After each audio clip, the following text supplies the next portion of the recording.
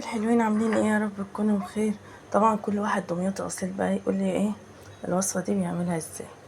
طبعا شوفوا بقى، اهو حبه ميه عليها البصل، انا حمرته، هديها لفه في الخلاط وارجع لكم تاني.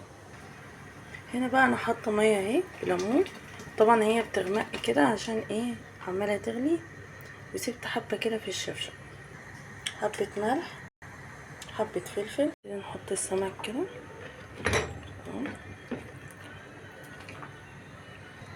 كده. خلاص هنسيبها بقى شويه كده وبعدين نرجع لها تاني.